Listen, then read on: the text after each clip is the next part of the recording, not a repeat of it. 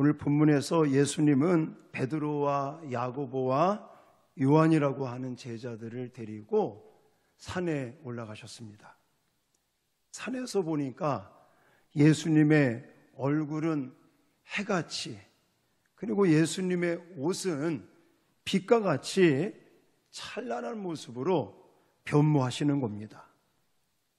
또 예수님 주변에는 두 사람이 등장했는데, 한 사람은 모세라는 사람, 또 엘리야, 이 사람들이 나타나서 등장을 하여 예수님과 대화를 나눕니다. 이런 장면을 지금 제자들이 보고 이제 예수님께서 말씀하시는 것들을 듣고 있는데, 여러분, 신앙생활함에 있어서 이런 신기한 영적인 체험들, 이것은 반드시 우리의 신앙생활에 있어야 되겠다. 있어야 우리의 믿음 생활에 확신이 서는 것이죠. 저도 이제 초등학교 때부터 교회를 다니기 시작을 하다가 중학생이 돼서 방언을 받으니까 너무너무 신기한 거예요. 기도하려고 입만 열면 방언 기도가 나오는 거예요. 내가 하고 싶어서 하는 게 아니라 막 이 내 속에서 성령께서 역사하셔서 방언 기도를 하게 되고, 또 기도원에 가서 기도하다가 하나님의 은혜들을 체험하고, 이런 영적인 것들을 체험하니까 이제 마음속에 믿음에 대한, 눈에 보이진 않지만 하나님에 대한 살아계심을 확신하면서 믿음 생활을 할 수 있게 되더라고요. 아마 이 시간에 예배하러 나오신 여러분들 중에도 어떤 사람은 이런 영적인 체험을 한 사람도 계시고 또 못하신 분도 계시고, 물론 체험이 없다고 해서 믿음이 없다라고 말할 수는 없습니다.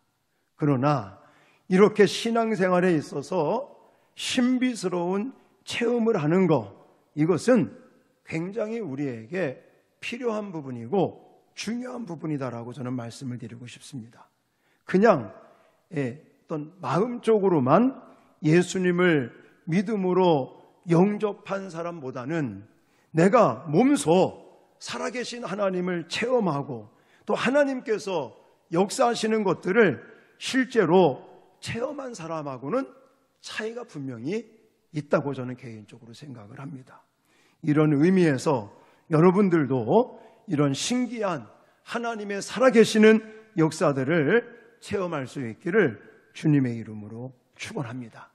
사실 우리가 이 믿음 생활을 하는 이 기독교는요, 신비의 신앙이다라고 말할 수 있습니다. 그렇잖아요.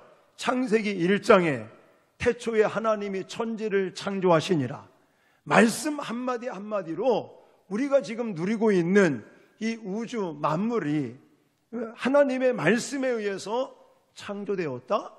이게 신비스러운 일이 아니고 무엇이겠습니까? 또 하나님께서 모세의 지팡이를 통해서 홍해를 가르셔, 그래서는 이스라엘 백성들이 정말 마른 땅을 밟는 것과 같은 그런 모습으로 홍해를 건너가시, 또한 광야 생활을 하면서 40년 동안 만나를 내리시고 메추라기를 내리시고 옷과 신발이 헤어지지 않도록 하나님께서 이스라엘 백성들을 지키시고 보호하시고 필요를 따라 공급하시다가 칼 하나 쓰지 아니하고 가나안 땅, 적각거리 흐르는 그 하나님의 약속의 땅을 이제는 정복하고 땅을 분배하여 그곳에서 정착하게 되는 이런 역사들, 지금 일일이 다 말씀드릴 수는 없겠지만 성경에 나와 있는 이런 많은 사건, 또 많은 일들이 사실 신비스러우지 않는 일이 없다라고 말할 수 있겠습니다.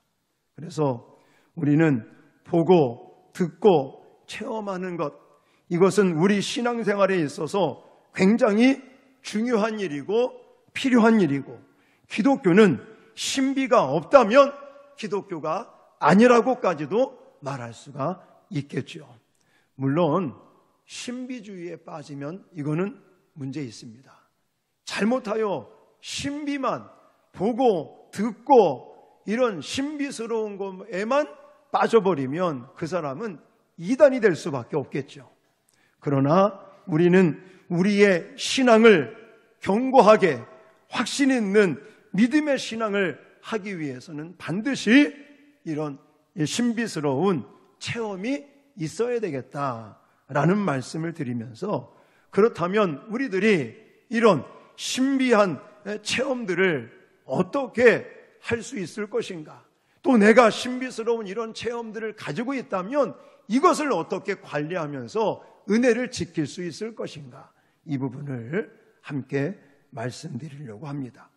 자, 먼저 오늘 본문 속에서 이렇게 신기한 체험을 하는 모습을 볼 것 같으면 예수님과 함께 산에 올라갔다는 것이 중요합니다.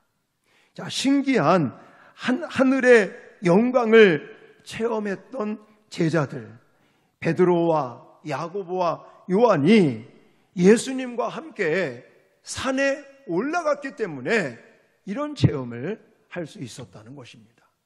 그럼 우리들도 열심히 산에 올라가면 되겠죠? 네, 아닙니다. 산에 올라갔다는 것은 무엇인가 의미 있는 행동이라는 거예요. 오늘 본문에서는 그냥 단순하게, 자 1절을 보십시오. 그냥 단순하게 산에 올라갔다고 표현하고 있지만 아닙니다. 자, 우선 1절을 읽겠습니다. 시작. 엿새 후에 예수께서 베드로와 야고보와 그 형제 요한을 데리시고 따로 높은 산에 올라가셨더니. 아멘. 우리가 지금 읽은 마태복음에는 단순하게 베드로, 야고보, 요한을 데리고 산에 올라갔다라고만 나와 있는데, 이 같은 사건을 다루고 있는 누가복음 9장에 가면 무엇 때문에 산에 올라갔는가가 나와 있습니다. 자, 누가복음 9장 28절 30절까지 같이 읽겠습니다. 시작. 이 말씀을 하신 후 8일쯤 되어 예수께서 베드로와 요한과 야고보를 데리고 기도하시러 산에 올라가사 기도하실 때에 용모가 변화되고 그 옷이 휘어져 광채가 나더라. 문득 두 사람이 예수와 함께 말하니 이는 모세와 엘리야라. 아멘. 자, 산책하러 건강을 위하여 등산한 거 아닙니다. 산에 올라가서 무엇하기 위해서? 기도하시기 위해서. 28절에 베드로와 요한과 야고보를 데리고 기도하시러 산에 올라가사, 뭐 할 때? 기도할 때. 기도할 때 용모가 변하고 옷이 휘어지게 또한 광채가 나고 모세가 등장하고 엘리야가 등장하면서 신비스러운 영적인 체험을 하게 됐다는 거예요. 여러분, 우리도 마찬가지입니다. 우리가 이런 영적인 체험을 하기 위해서는 그냥 산에 등산하러 올라가는 것이 아니라 하나님과 함께, 하나님과 교제하고 하나님과 대화하는 그 기도의 자리에 올라갔다는 것이 중요한 것입니다. 여러분, 기도라는 게 무엇입니까? 기도는 영혼의 호흡이라고도 말합니다. 기도는 하나님과의 대화라고도 말합니다. 기도의 가장 의미 있는 정의는 하나님과 함께 영적으로 만나는 시간이다 라고 저는 말씀을 드리고 싶습니다.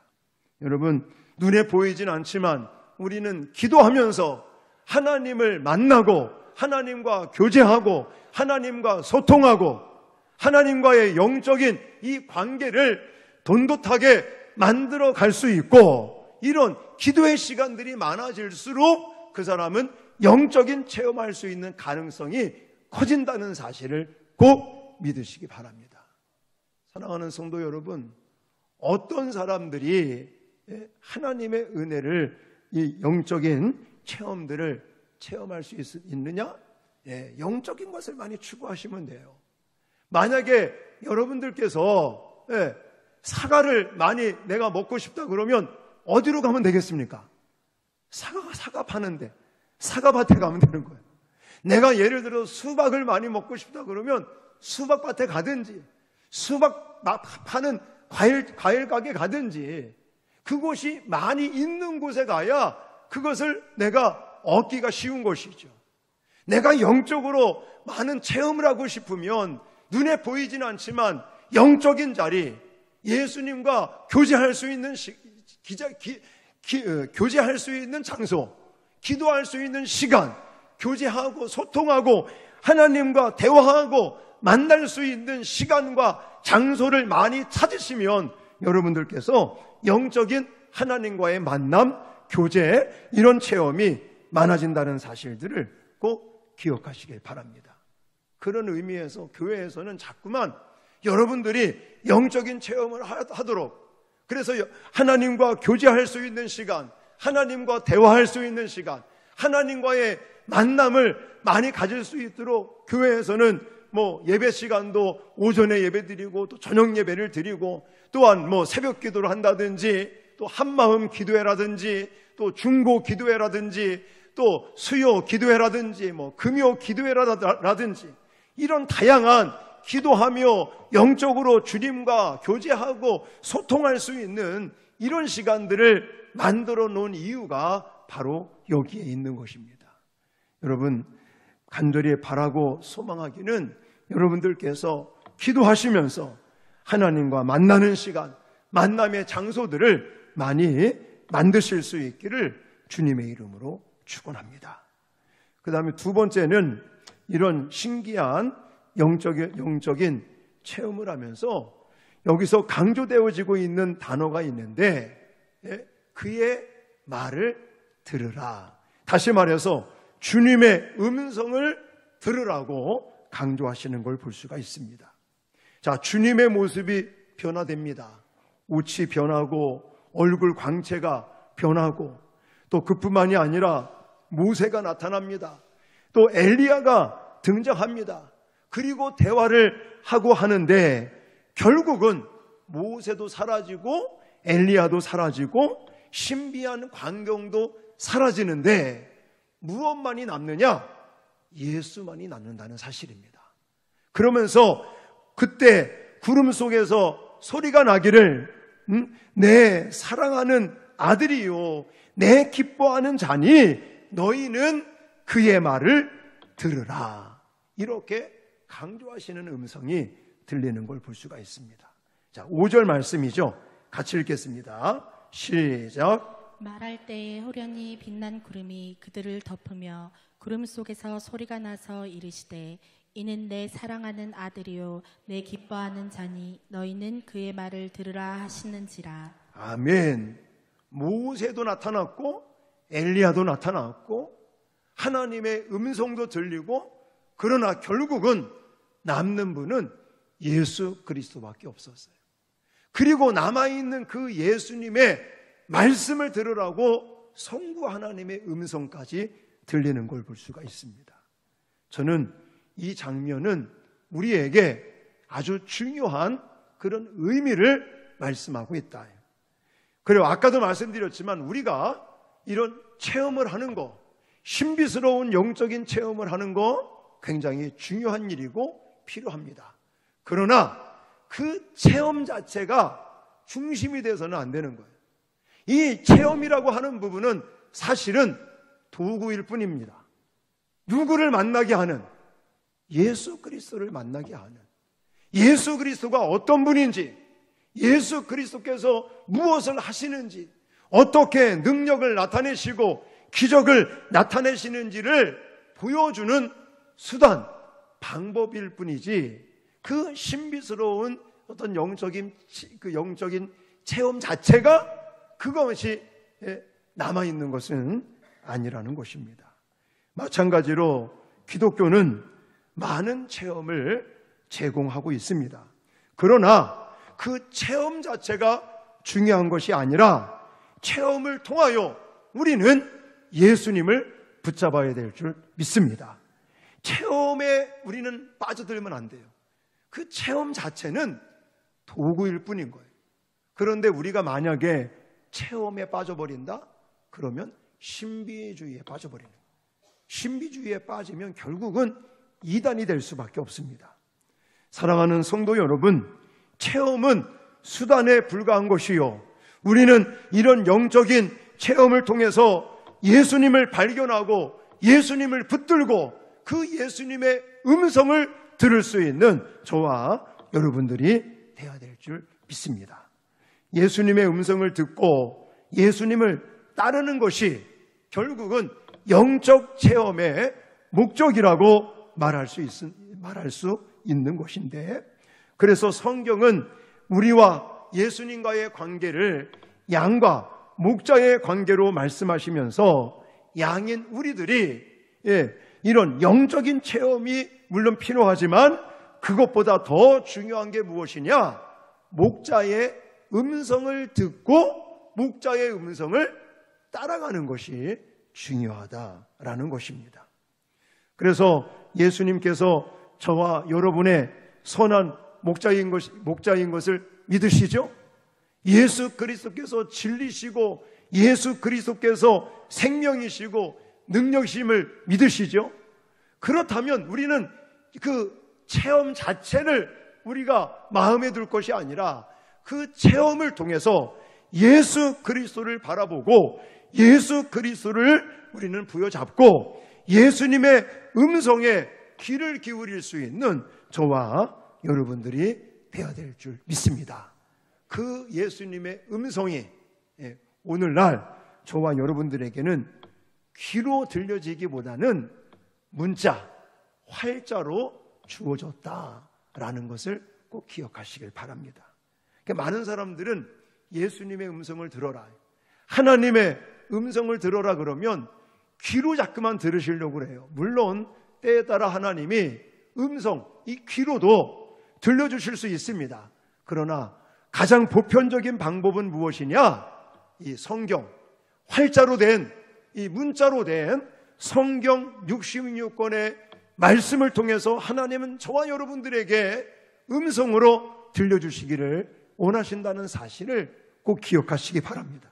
그래서 이런 신비스러운 영적인 체험이 나타나는 이 본문 속에서도 그의 말씀을 들으라, 그의 음성에 귀를 기울이라고 강조하고 계시는데, 이것을 직접 체험한 베드로가 어떻게 말을 하는지, 이 사건과 연관돼서 베드로가 뭐라고 말을 하는지를 제가 소개해 드리도록 하겠습니다. 자, 베드로 후서 1장 17절로 21절 말씀, 오늘 이 변화산의 사건과 연관을 지어서 생각하시면서 다 같이 크게 읽겠습니다. 시작. 지극히 큰 영광 중에서 이러한 소리가 그에게 나기를, 이는 내 사랑하는 아들이요 내 기뻐하는 자라 하실 때에 저가 하나님 아버지께 존귀와 영광을 받으셨느니라.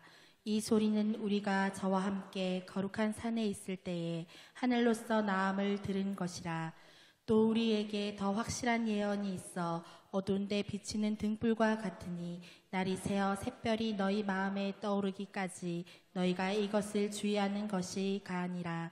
먼저 알 것은 경의 모든 예언은 사사로이 풀 것이 아니니 예언은 언제든지 사람의 뜻으로 낸 것이 아니요 오직 성령의 감동하심을 입은 사람들이 하나님께 받아 말한 것임이니라. 아멘.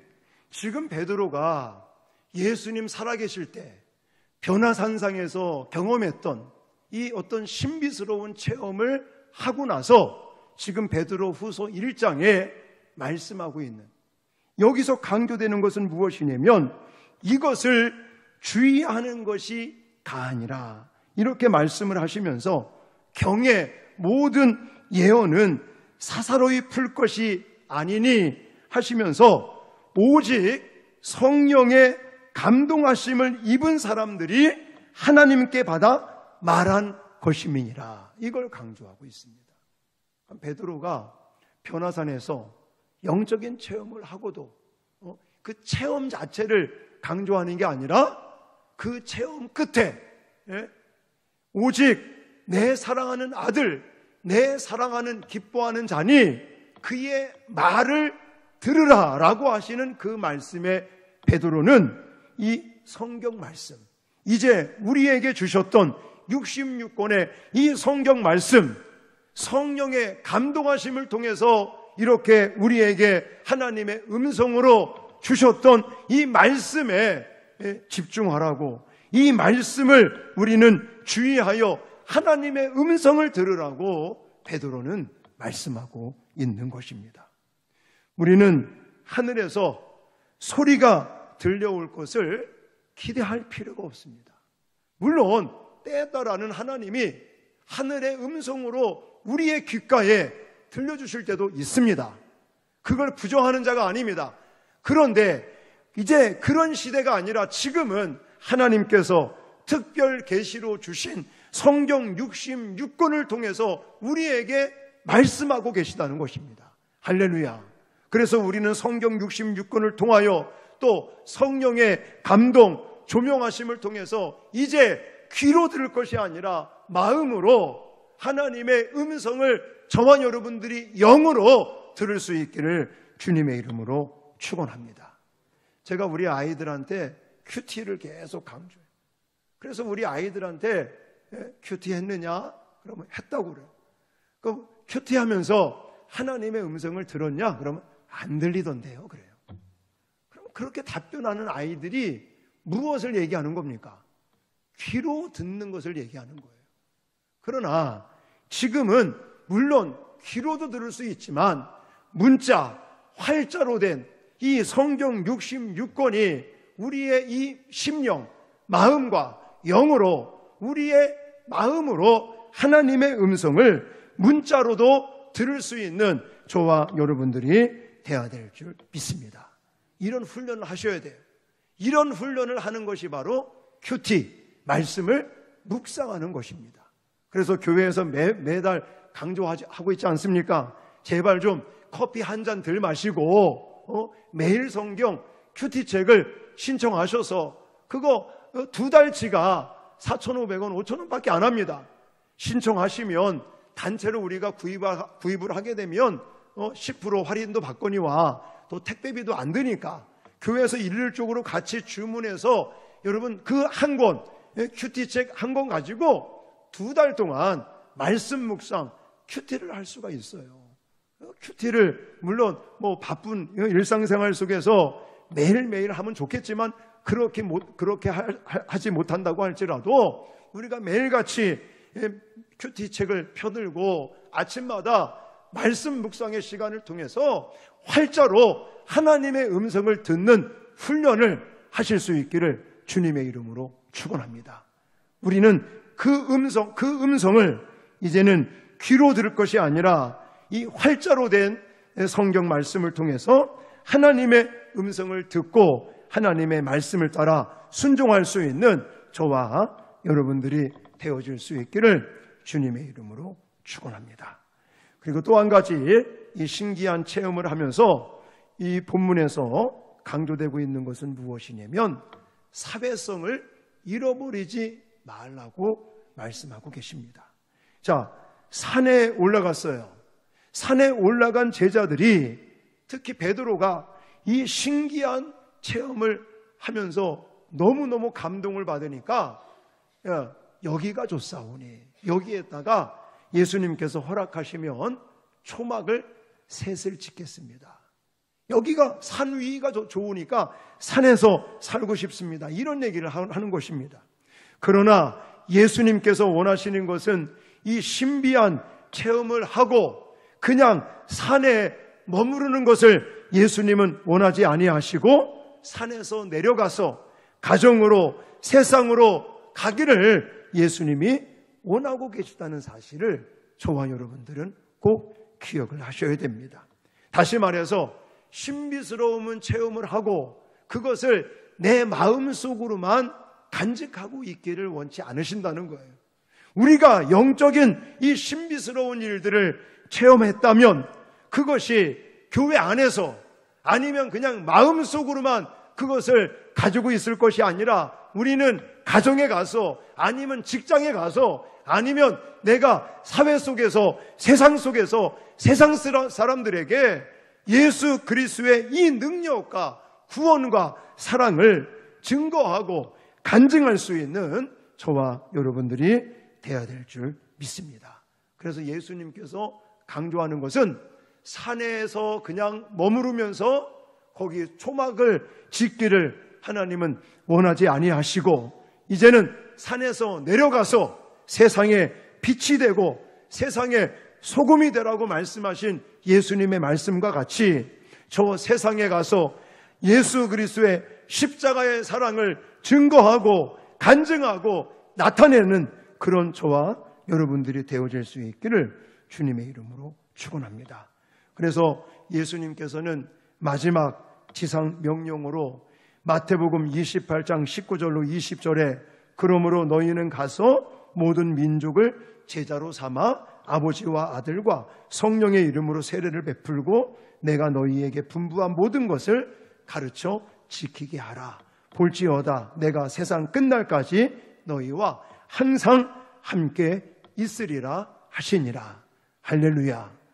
오늘날 이 영적인 신비스러운 체험을 한 사람들은 그냥 교회에서만 머물러도 안 되고요, 마음속으로만 이 신비스러운 체험들을 가지고 있으면 안 되고, 이제는 세상을 향해 또 믿지 않는 자들을 향해 우리는 담대히 하나님의 사랑, 이 십자가의 능력과 하나님이 우리에게 베풀어 주신 은혜들을, 또 저와 여러분들이 체험한 이 십자가의 크신 사랑을 증거하고 가르치고 전하고 나타내고 또 증거할 수 있는 저와 여러분들이 되어질 수 있기를 주님의 이름으로 축원합니다.